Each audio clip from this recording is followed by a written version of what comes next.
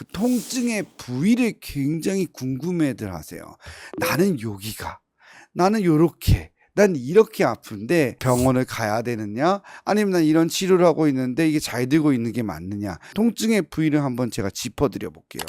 아까 전에 우리가 기준선을 이제 알았어요. 장골능선, 여기 만져지는 뼈라고 그랬죠. 요 장골능선을 통해서 엉덩이 이 부분을 통해 가지고 안쪽은 엉치, 바깥쪽은 엉덩이, 요 좌골은 궁둥이라고 얘기를 했단 말이에요.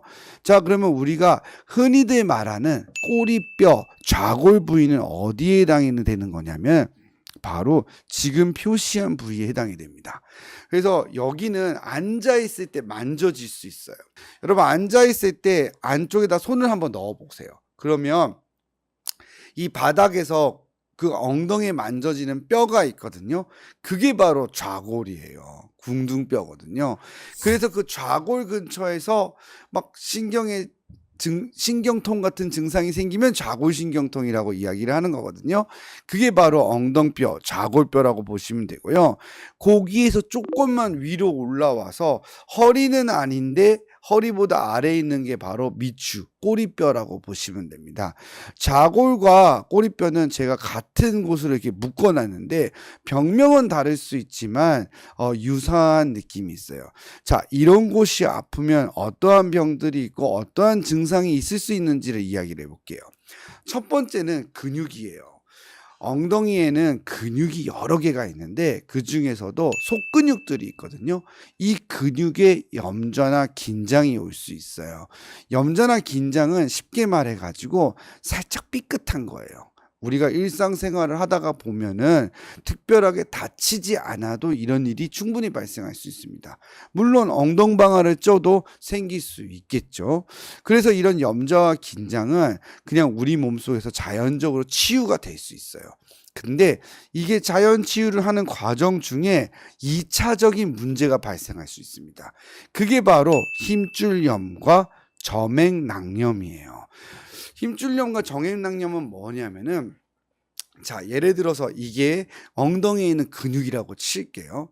뭐 다쳤다고 칩시다. 그러면 쿵 하고 부딪혔어요. 그러면 찢어지거나 멍이 들거나 속에서 이런 변화가 일어나겠죠. 이게 스스로 힐링을 할 거예요. 하는 과정 중에서 어떤 부분은 원상복구를 할 거고 어떤 부분은 원상복구를 하지 못하게 되겠죠. 그럼 어떤 일이 벌어지죠? 이 부분이 이렇게 상처에 굳은 살이 생기게 돼요. 그렇게 해줘서 힘줄에 딱딱한 면이 생기거나 혹은 굳은 살이 생겨가지고 계속적으로 힘줄을 다치게 만들면 힘줄염이 발생을 하는 거고요. 점액낭이라고 해서 관절과 관절 사이에 쿠션처럼 들어있는 우리 물질이 있거든요. 그러한 구조물이 또 이렇게 손상이 와가지고 찢기거나 부풀어 오르거나 이렇게 두꺼워지거나 하게 돼서 정상적인 조직을 다치게 만들게 되면 또 손상이 오는 거예요. 그래서 염좌와 긴장이 먼저 와서 그럴 수도 있겠지만 결국엔 이게 계속 순환에 돌아서 다쳤던 부위가 혹은 상처가 난 부위가 염증을 일으켜서 반복하게 되는 현상이 벌어지는 거죠. 이런 것이 좌골 부위의 통증에서는 가장 흔합니다. 그러면서 특히 몸이 마르고 작은 여자분들이 병이 굉장히 심해지고 오래 앉아있지를 못하는 거예요. 그래서 환자분들이 오실 때 딱 그 부분이 아프다라고 이야기하면서 난 30분을 앉아있기 힘들다. 나는 뭐 15분도 앉아있기 힘들다. 저는 뭐 쿠션 없이는 안 돼요. 이런 말을 하시는 거거든요. 그런 이유가 뭐냐? 바로 좌골과 그 꼬리뼈 미추골과 이 사이에 있는 골반 바닥에 있는 힘줄에 염증이 생기거나 점액낭염이 생기는 경우가 가장 흔하다고 할 수 있겠습니다. 하지만 여러분들이 또 꼭 아셔야 되는 거는 외상의 과거력이 분명했거나 아니면 일정 수준 이상으로 통증이 지속되거나 골다공증이 심한 여성분들은 미추골절이나 천골골절도 생길 수가 있고요.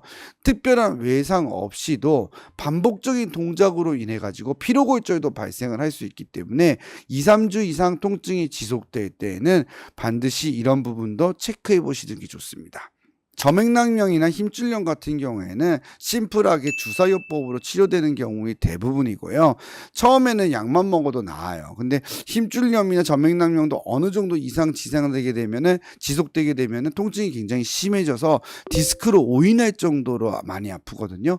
그때는 그 위치를 정확하게 판단한 다음에 보통의 경우에는 주사요법으로 몇 차례만 시행해줘도 치료되는 경우가 대부분이라고 할 수 있겠습니다.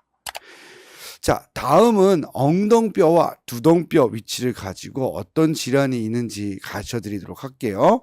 아까 전에 이렇게 보여져 있는, 우리가 앉으면 제가 만져진다고 그랬잖아요. 그 부위가 어디예요?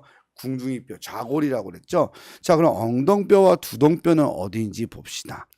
엉덩뼈는 이제 가장 큰 장골이에요. 제일 넓은 부위고, 지금 표시한 것처럼 관절, 바로 고관절도 포함하고 있죠. 그래서 느끼시는 부위는 일어났을 때 만져져요. 앉아있을 때 만져지는 건 좌골인데, 서서 엉덩이를 만져보시면 그 엉덩이 이렇게 쑥 들어가는 부분이 있거든요. 움푹 들어가는 부분도 있어요. 몸이 좀 마르시거나 조금 근육이 빠지신 분들은 만져집니다. 그 부위가 바로 이제 이 엉덩뼈의 메인이 되는 곳이고, 두덩뼈와의 간격이라 볼 수 있겠는데, 이런 곳에서 생길 수 있는 질환들은 바로 골관절염이 흔합니다. 그리고 고관절 충돌 증후군도 생길 수가 있어요. 이 두 가지 질환은 고관절 자체에서 생기는 병이고, 고관절을 지지해주고 둘러싸고 있는 구조물에 의해서 생기는 병이라고 보시면 될 것 같고요. 나머지 병들은 이제 석회성 힘줄염, 마찰이 많기 때문에 여기도 힘줄염이 생기는데, 그 굳은 살이 딱딱해져 가지고 이제 석회화가 돼서 엑스레이에서도 보이는 경우가 발생할 수 있어요. 그 다음 고관절 주위에 저맥낭이요. 저맥낭이라는 거 제가 얘기했잖아요. 관절과 관절 사이에 쿠션처럼 존재하는 구조물이라고. 근데 고관절 주위에 있는 저맥낭이 특히나 마찰을 많이 일으키기 때문에 통증을 일으킬 수 있습니다. 그리고 이쪽에 통증이 있으면 허리 디스크를 비롯한 척추 질환도 의심해 봐야 됩니다. 자, 그러면 저맥낭 계속 이 원장님이 이야기를 하는데, 그 저맥낭이란 게 뭔지 한번 조금만 살펴보도록 할게요.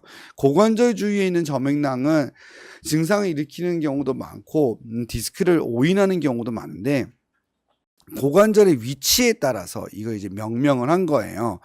고관절과 넓적다리뼈를 보면 바깥쪽에 전자부라고 하는 곳이 있는데, 거기에서 저맥낭염도 잘 생겨요. 거기는 이제 고관절의 바깥쪽 부위고, 우리가 아까 전에 이렇게 만져진다고 하는 그 장골 능선 있잖아요. 거기서 조금 아래쪽이에요. 오히려 여러분들이 만져보시면은 어디에 해당이 되냐면은 허벅지 바깥쪽입니다. 허벅지 바깥쪽에 해당이 되는데, 이 허벅지 바깥쪽에 생기는 전자부 정맥낭염은 디스크로 오인될 수 있는 질환이에요. 왜냐하면 이 저맥낭이 크기 때문에 찢기거나 또 인대와 힘줄이 붙으면서 통증이 내려가게 되면 마치 방사통처럼 내려가서 환자분들이 이렇게 내려온다는 느낌이 들어요. 그러면 디스크인 줄 알죠. 네. 그리고 사진을 찍어보면은, MRI를 찍어보면은 나이가 드신 분들은 디스크가 대부분 있거든요. 그래서 환자분들이 저맥낭염인데 허리에다가 주사를 맞거나 해서 아무런 효과가 없다고 이렇게 찾아오셔가지고 골반 쪽에 검사를 해본 다음에 MRI 통해서 저맥낭을 확인하고 거기에 주사를 맞고 좋아지시는 경우도 있을 수 있어요. 그래서 전자부 저맥낭염은 이런 특징이 있고요. 또 심한 경우에 잠잘 때, 야간에 돌아 누울 때 통증이 생겨요. 그래서 돌아 누울 때 그 부분이 눌리게 되면 아파서 잠에서 깨거든요. 이런 것들이 또 저맥낭염의 특징이 될 수 있습니다. 좌둔정맥낭염은 아까 말했던 그 꼬리뼈하고 좌골 사이에, 제가 얘기했죠, 재단사들의 병이라고 옛날에는 불렸다는, 오래 앉아서 작업을 하거나 엉덩이에 힘이 없는 사람들이 요 아랫부분에 저맥낭염이 생겨갖고 생기는 것이 좌둔정맥낭염이라고 할 수 있고요. 장요정맥낭염은 이제 그 다리를 들어 올리는 장요근과 그 사이에 있는 힘줄에서 생기는 정맥낭염으로 고관절 충돌 증후군과도 연관성이 높은 병이라고 보시면 되겠습니다. 그래서 의외로 디스크 질환과 유사하게 이렇게 저맥낭염들도 통증을 일으키는 경우가 상당히 있다는 것을 여러분이 기억해 두시면 좋을 것 같아요. 우리가 고관절 질환 같은 경우에는 양반다리를 하면서 내가 원인이 있는지 좀 알 수 있어요. 고관절에 문제가 있거나 고관절 주위에 점액낭이나 힘줄에 문제가 생기면 다리를 꼬고 앉거나 양반다리를 할 때 문제가 발생을 하게 되고, 의사들은 이렇게 패트릭 검사라는 걸 통해서 그 힘을 줘가지고 통증을 느끼는지도 체크하게 됩니다. 이러한 경우에는 고관절 질환이 매우 의심된다고 할 수 있겠죠. 자, 두 번째는 엉치뼈하고 엉덩뼈 부위입니다. 자, 엉치뼈는 우리가 말하는 그 장골능선의 가운데 바로 척추에 해당이 되는 부분인데요. 천골이 바로 엉치뼈이거든요. 그리고 그 바깥쪽까지 엉덩뼈 부위죠. 환자분들이 오실 때는 허리라고 말씀하시는 분도 계시고요. 허리는 안 아프고 허리 옆에가 아프다고 그러세요. 이렇게 짚고 오시거든요. 이것도 바로 엉치뼈, 엉덩뼈 부위라고 보시면 됩니다. 그리고 이런 데 질환이 있게 되면은 가장 흔한 것들은 척추 질환이에요.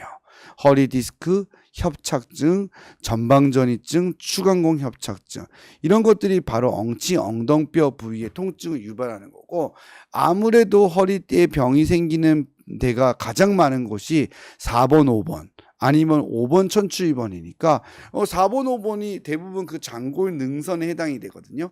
그래서 여러분들이 이렇게 만져지는 이 장골 능선에서 쭉 가운데로 와서 들어가는 움푹 들어간 허리 부위가 4번, 5번이에요. 그 바로 아래가 5번하고 천추 2번이거든요. 천추뼈는 엉치뼈니까 결국에 이쪽에 생기는 디스크 질환이나 협착증들은 모두 엉덩이 통증, 엉치 통증을 유발할 수가 있습니다.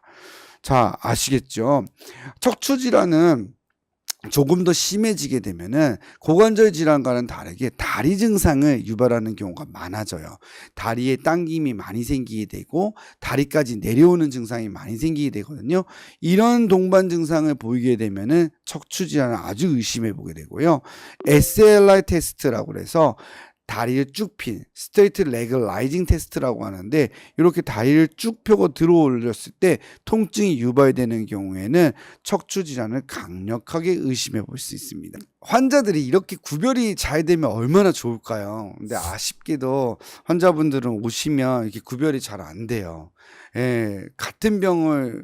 같은 증상인데 병을 2가지 이상 갖고 있는 경우도 굉장히 흔해서 환자분들이 오시면 그렇게 딱 포인트를 말씀하는 경우도 있지만, 이렇게 허리와 엉치, 허벅지, 궁둥이 여러 가지 질환을 많이 얘기하거든요. 그래서 실제 임상에서는 여러 가지 질환이 함께 나타나는 경우가 많다는 것을 기억해 두시면 좋을 것 같습니다.